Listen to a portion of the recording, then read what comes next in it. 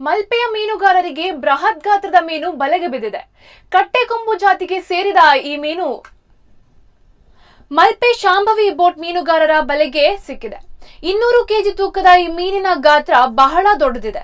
ಸದ್ಯ ಈ ಮೀನನ್ನ ಮೇಲೆತ್ತೋ ವಿಡಿಯೋ ಸಾಮಾಜಿಕ ಜಾಲತಾಣದಲ್ಲಿ ವೈರಲ್ ಆಗಿದೆ.